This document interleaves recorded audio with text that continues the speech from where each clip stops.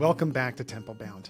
In today's episode, we explore the question, what happens when things don't go to plan? Sarah Bingham, a member of the church, was married in the temple and had all the hopes and expectations of an eternal marriage, only to find herself divorced years later.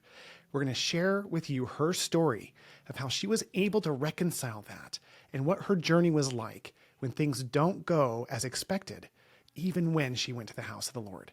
It's a tender episode that I'm excited to share with you. Enjoy the show.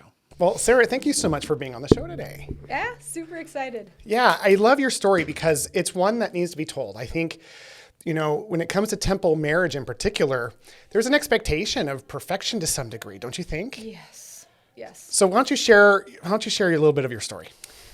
Oh man, where's the best place to start? So when I was young, I was 8 years old when I started writing in my journal to my future husband because I knew there was one for me. Yeah. And through the years, even as I dated other boys, men as I grew up and everything, I would ask, I'd start dating them for a little bit and then I would pray to God and I'd be like, is this the one for me? And he would give me the comment you could make it work and this is a good guy. It just takes a good guy and a good girl. And it was very loose. And I was like, nope, I want a yes. I want the one that you made for me. Yeah. And so anyways, through the years, I kept getting no, kept getting yes, kept getting maybe, not yes, but could maybes, be, yeah. Could be's, yes. So anyways, I was selling Kirby vacuums and I knocked on the door of this gentleman and I don't even know how it happened. I walked in and he was getting something so I could get contact for him for my boss or something. And he's like, oh, we bought one of those Kirby vacuums and, Anyways, so I noticed the temple pictures on his wall of his family and stuff. I was like, oh, you're LDS? And he's like, yes, I am. And I was like, that's cool, me too. He's like, awesome, want to go on a date? I was like, what? Wow, that's a pretty, he was bold. So who was selling who at one point? I mean, that's amazing. So anyways, a couple days later, needless to say, we connected. And within a couple of weeks, we knew I actually got the yes. We had prayed about it. You had a strong yes. I got the yes. So years in the beginning, it was amazing. He was so spiritual. I remember one night where I was having a lot of pain in my abdomen, and he prayed over me. And come to find out, he had prayed that God would give him the pain and take it away from me. And that's how it went. And I was like, whoa, spiritual master. That's what I wanted. I wanted a man that loved God as much as I did. Yes. And which was something that you had a natural inclination. This was a spiritual gift that you always had, was this love of God. And so when you found this, there was no doubting that God was saying, this is the man for you. Yes. There was, when I say there was multiple miracles, we just won't even get into how many. It was undeniable. Yes, you knew, the way you knew the church was true, or the way you knew the sky was blue, this was the man for you. I knew that Heavenly Father was my father. That's been a root in my life since very, very young. I had interactions with God, and I actually went to him more than my own dad. So it's an amazing thing because, you have this knowledge, and then you're married for how many years before you guys get divorced? We ended up being together for about 8 years before the divorce was finalized. Yeah, and I think, definitely there's a lot of story between this and there, but I think for the sake of this show, things go to divorce. Yep. And that, what was that like for you when you had that knowledge that he was the one for you? How did you reconcile that previous understanding with this thing that didn't work out? So towards the end of the marriage, my ex would stay up late with the baby and give him the last bottle, and then I would be up at the 4 or 5 o'clock feeding. Well, while the baby slept, I would be reading scriptures or a conference talk or whatever, just kind of dedicating that time to the Lord, and I was getting really frustrated because things were shredding so fastly, and I was so surprised. This was my yes guy, I didn't understand. Yes. And I told God that I had always wanted to be a missionary, and there was so many things I wanted to accomplish and do. And God was like, what do you think you're doing for me? And I had the opportunity to be that missionary in my home at that time, even though it feels insignificant. But so I was frustrated, but I was like, you know what, I'm just going to do it because I know that the church is true. I know the doctrine is true. And so I want to stay faithful. And anyways, so divorce hit, and I was just so angry. I was almost spiritually a teenager shaking my fist at God. Like, I was like, you took me through this whole road, and if you already know what's going to happen, then you already knew this was going to happen. I don't understand why you would tell me yes. Like, I was so mad, and I fell away for a while. Not from God, just from the disciplines of Activity. religion. Yes. Yeah. So I wasn't active at the time. And through the years, I did things very intentionally. I knew I needed to heal. And so, for example, one of the things that I would do was when I would hike, I love trail running and I love like things like that. And so when I would hike, I don't know if you guys have ever seen the movie called The Shack, but if you haven't, I highly recommend it. It basically walks you through the forgiveness process. Okay. And so I would go on this hike and I would out loud say, Lord, that I dedicate every step on this hike to the energy of forgiveness and to trusting you with your plan. And so it was crazy because one time I had already moved back to Arizona because I was in Utah at the time. And I had moved back to Arizona to be with my kids because the judge ruled that I couldn't relocate them. And it was still really, really rough interaction at the time. And I was working to take him back to court. And I just remember God telling me, no, you're not taking him to court. Things are the way I need them to be, type of thing. And I was so devastated. And I got up through the hike. I said all the forgiveness stuff. And I was like, okay, I'm just going to trust you. I'm not supposed to take him to court. I'm just going to trust you. And I got to the top of that hill and back to my vehicle. And there was a text message from my ex that said, like, sorry, or some type of forgiveness thing about what had happened, and like, we need to learn to work together. I'm sorry, like, da-da-da-da. This is a big deal. Huge. Like, this is a huge deal because during the fallout, things are being broken. And, I appreciate the sincerity and the intentionality that you approached the marriage in the first place. You saw the temple in the room when you were selling the vacuum and you were sealed in the temple. And, as we know, President Nelson says that the highest and most important privilege of mortality is to enter into a covenant relationship with God and Jesus Christ. And it feels like, we're promising it forever. We're promising eternity to each other. Yeah. Giving and our so all. I can only imagine, when that ends, how much hurt there is and how hard it is to connect over that. So it's powerful to me that even during this time where, like you said, you weren't doing things from a religious perspective, but you were very spiritual still and you were praying in the hike, that in that moment, the Lord softened his heart to text you. And so what was that like for you to receive that text? I just started crying. Like, it had been so many years that we had fought and things were just so ugly. And so to receive that was like the biggest answer to prayer I could have gotten. That was like the step, like, just keep trusting me, trust me, trust me. Like a miracle. Yeah. I mean, and so I love this idea. Just as a side note, I'm very fascinated by the parallels between temples and mountains. How even during this time when you weren't going to the physical building temple of the Lord, you were still talking to the Lord in his earthly temples, these natural areas where you could go be close to your Father. Yes, I do believe that the temple is really important. I had an experience while I was in the temple one time because I was kind of frustrated. I kind of felt like, Lord, I'm closer to you on a mountaintop than I am coming here. I don't understand. Oh, that's right. You were telling me before we hit record that when you first started going to the temple, you were so excited to go. And when you went, you're like, I feel closer to you in the actual mountains than I do here. Yeah. Yes.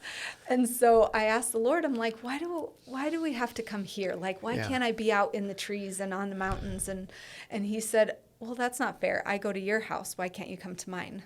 Oh, that's nice. So he was in that way communicating to you, this is my house. Yes. Come spend time with me where I am. Don't make me always come to you. Interesting. Yeah. It's amazing too how the Lord can't force us to do those things, but he wants us there. Like he's just wanting us, like any parent would be, to have us come visit and spend time. Not just because he wants to be close to us, because like you said, he can come to us, but there's something about the effort of going to him that makes our hearts open to receive what he can give us. It shows him that we're willing and that we're hungry. Curiosity and hunger, I feel like there are a couple of things that are really missing out of this world anymore. Yeah. And so you're in this place, going back to your story, where you have been devastated around these things. I actually really love that you touched on agency, because that's one thing that I really learned through this marriage is as I was healing and asking God, like, why? And he says, agency. And why didn't it work out, you're saying? Like, why didn't the temple work out for us if it's supposed to be forever? And his answer was agency? Yes. I feel like I learned through this marriage that though promises can be made or commitments or, whatever, that we still have our agency.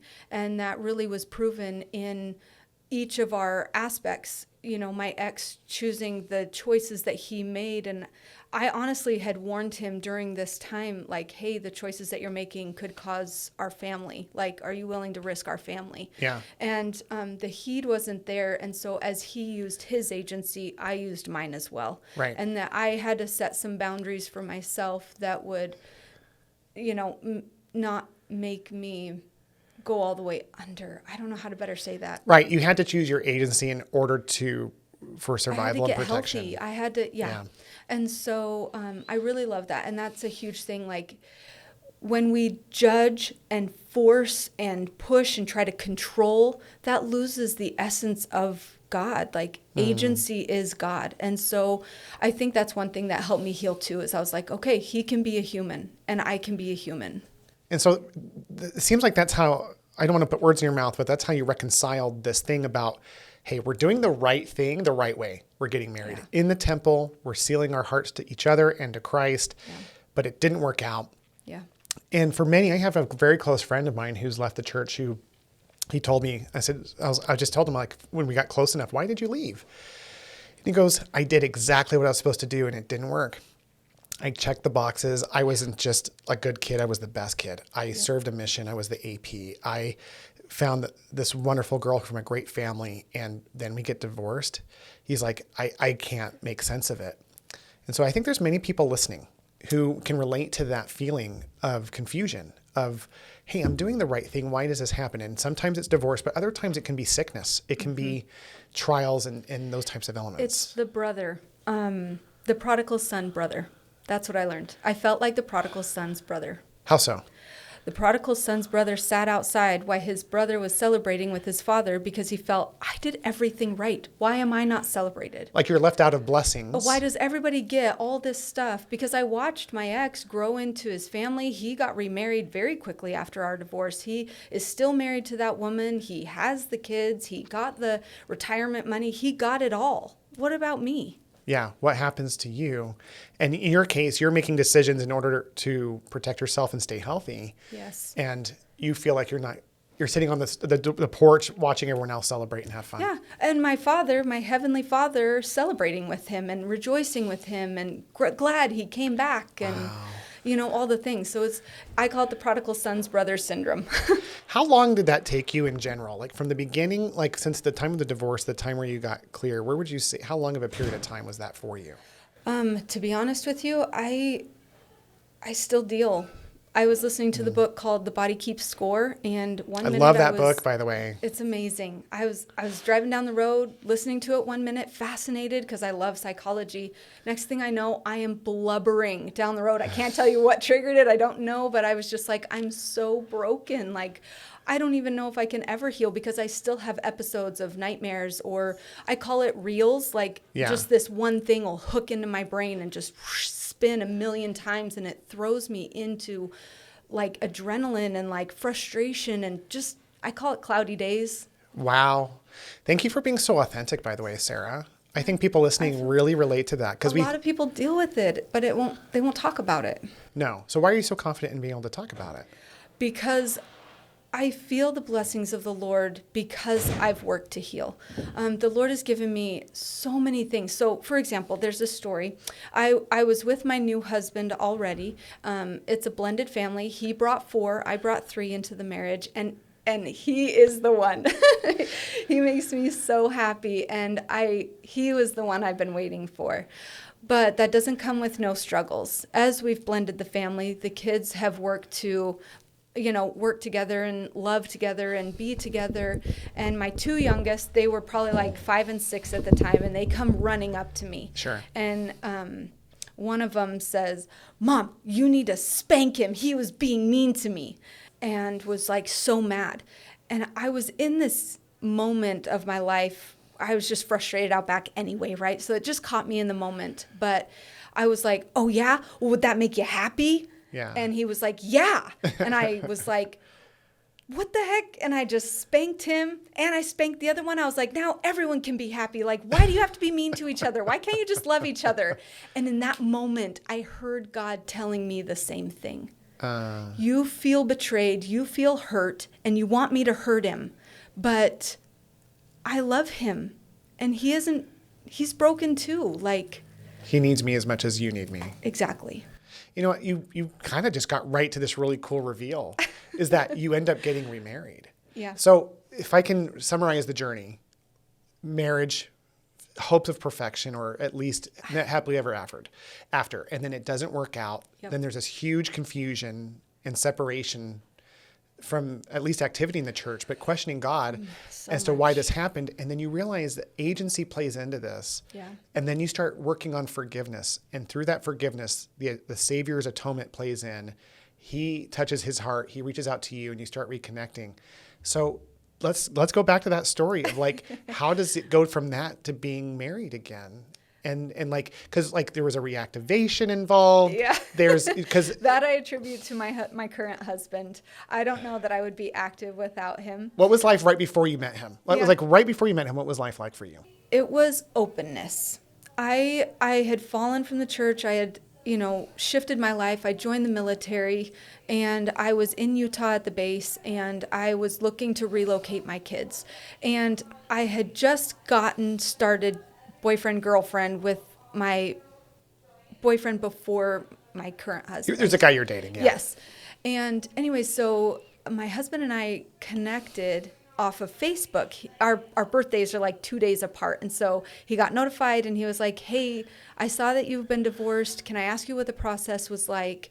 And we started talking. Because he was going through a similar process. So there was like this fire that started between us. In our conversation alone, we hadn't seen each other in 15, 20 years. Because, history here the audience doesn't know is that you knew each other as primary children. Yes. Our moms were in the stake primary presidency together as we were kids. And I would go over to his house and play all the time. We were both raised in Idaho.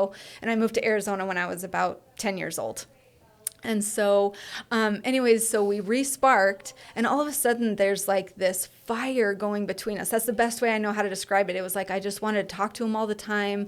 We talked about similar things, and like we felt really similar because of what we had been through with our spouses. Ex-spouses. Yeah. She wasn't an ex per se, but they were on that road. He was trying to decide if that's what he wanted to do. I was like, hey, I just got with this guy and I don't know what this fire is, but you need to figure out what you're doing with your wife and I'm going to be doing my thing. I need you to stop talking to me because I can't, I don't know what the fire is, but it needs to stop. And so a year went by. And it was just about to the date where I had went to court to see if I could relocate my kids. And things were falling apart. My current boyfriend, I was breaking up with him because he got orders to move to England. And I was like, I'm not going there. Yeah. And so everything was just like falling apart around me. And apparently it was for him too. He had just told his wife that he was ready for a divorce and that they were done and they were working on separating and all this stuff. And they were married in the temple as well. Oh yes, absolutely. And he too had been years of trying to figure out what the heck? I thought I was supposed to keep at this because temple is forever. So how deep do you go? How to the darks do you go with a person before you put the boundaries on and go, I don't want to go down that road. I'm done. And you related to that because eventually their marriage ends. Yep. And then you're there together. So So once that marriage ended and gratefully you reconnect after that marriage is over. So then what happened? So we got together and he basically told me hey, I want you to be mine forever. So you better figure it out. Because he's active at the church at the time. Yes, at the time. And so he just told me, he was like, I know that I want to be with you together forever. And so I want you to try to come towards going to church and getting your temple recommend, let's go, basically. And so I did. And honestly, probably the first several months of going back to church, I cried every Sunday. Why? It was just hard. It was hard to hear some of the things. It was healing, honestly. I remember sitting in sacrament just crying for a reason I didn't even know. And this image came to my mind of like body and soul coming back together almost. Okay, so like, there was some tender reuniting of these healing. things and healing. Yeah. And maybe some restimulation, I don't know, of like last time you had been there was during that time of difficulty with your previous spouse. So I can see a lot of things happening for you. Trusting to be spiritual again, trusting that the next thing that God would ask me to do wouldn't lead me down a road of like heartache and hard things. Because sometimes God doesn't ask easy things of us. It's not as easy as go take a meal to this person, go minister or go da-da-da-da. It's hard things he asks. And that's scary to retrust. I was like, I don't want to trust you right now. Like, you asked me to do a really hard thing. What are you going to ask me to do next, I understand. And he said, Sarah, where is my servant that when I say jump, she says how high? That's amazing. And so you get active again. Yeah. And so what was that like to be sealed a second time? I feel blessed. I have a patriarchal blessing blurb about my marriage, and it was that. It was amazing. There was some connection there that felt like in the end, there was some plan to this chaotic experience. Absolutely. God has so much beautiful plans, and it's all taken care of, because even when you go through divorce, for me, I was like, what about my kids? Like, what about covenants? Oh, yeah. What about, like, are they going to be sealed to me and my current husband? Or what if they're not? Or like, just so many questions about things like that. And I'm very much a person that's like, God will sort it out, and I kind of trust that, and we don't know in the moment. God has a picture this big, and we have one this big, Sure. And so he'll sort it. Okay. He'll sort it. So looking back on this whole journey from beginning to end, because like you said, you're in this place of imperfect perfection now where you've been married now for how many years? Yeah, almost 5. 5 years. Yeah. You're super in love with your husband. It's a perfect imperfect situation again where like you're two imperfect people. There's still challenges, but it's the happiness that you'd always wanted. Yeah, absolutely. What would you say to somebody who's maybe where you were right after a divorce? What would you want them to know? Especially a temple wedding, absolutely. marriage that ended up in divorce. That there's hope and a plan. You have to trust that there's a plan, and be clear about what you want. I feel like God turns it back on us more than we think. Like the brother of Jared, he was like, well, how are you going to light the boats? He kind of left it to him. And you really got to work to create what you want. We are God's in the making. He wants to give us everything he has, including creation power. And I feel like, so many people limit that to having babies, but creation is everything. Creation is everything. It's interesting to think about the Lord, who has the ultimate creative power. And yes, he created spiritual offspring, but he also created the planets, and he created the trees and the sky and all these elements. And the laws. And we are the literal gravity. We are the literal spiritual descendants. We have the DNA. Yes. So when you say creation is everything, I think there's something empowering for me to hear. And I hope people who are hearing who relate to you can feel this is that we have the power to create.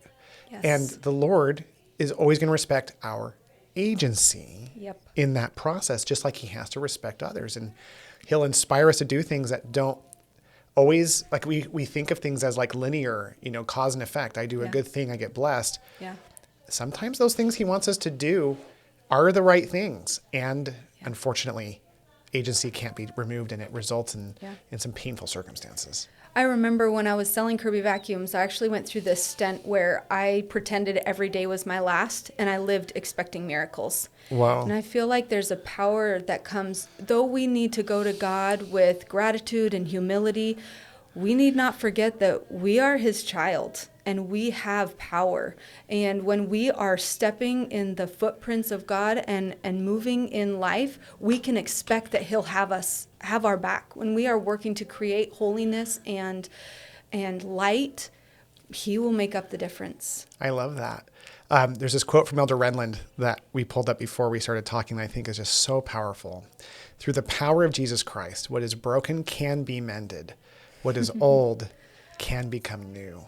Oh, that's so perfect, because though life hasn't been perfect, I would like to say that the ending of the story is not only did I get my current husband, and I'm so happy, but the relationship with my ex has healed so much to the point where it's give and take. Tell me about that. Tell me about that, because that's surprising. Yeah, the 4 children that my husband brought to the marriage have actually stayed the night at my ex's house with the other 3 because they wanted to hang out. So there's so much connection and support and love that like co-parenting Yes. that like you've now developed a very friendly relationship with the co-parent.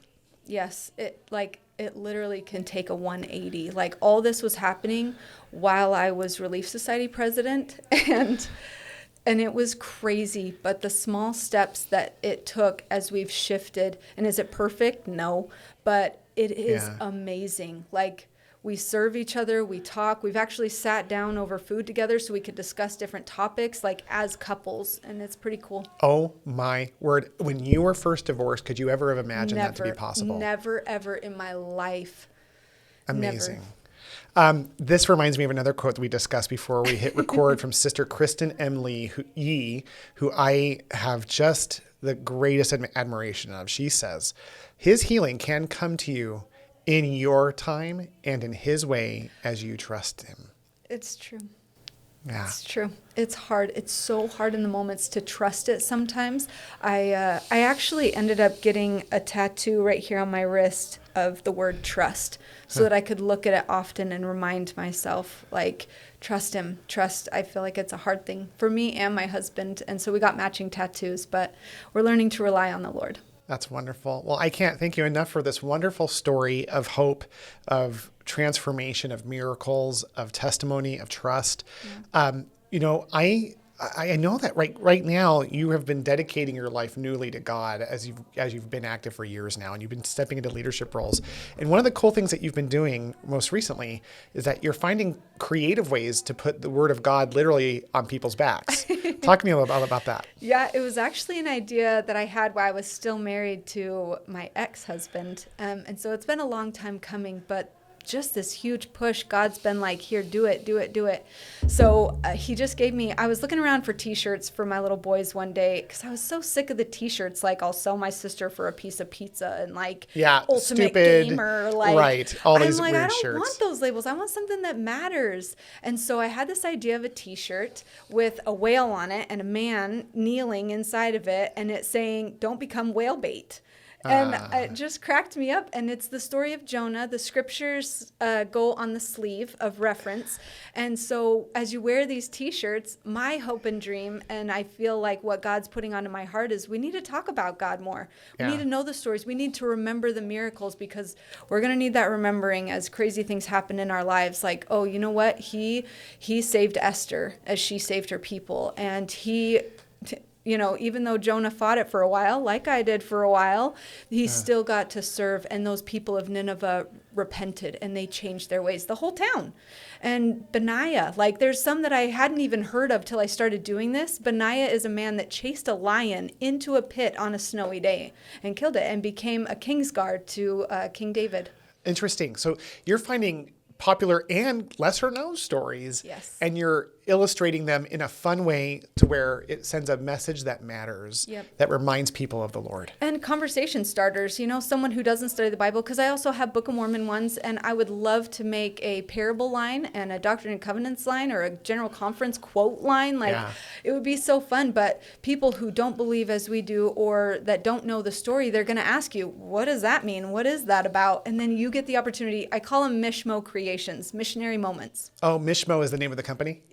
Doing business as, yes. Doing business as. Well, I am so excited. We'll have links to all of those store shirts in the show notes. And I can't thank you enough for being on the show. My final question is always the same one for everybody. Okay.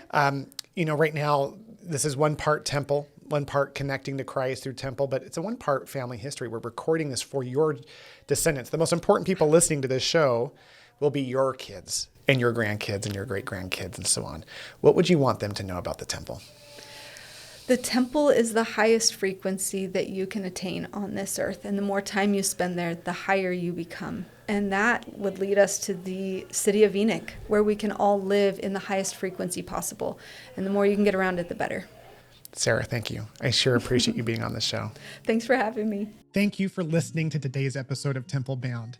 If you enjoyed today's content, please leave a review and share the episode with others so that people who are looking for this information can find it. Thank you again for listening. Until next time.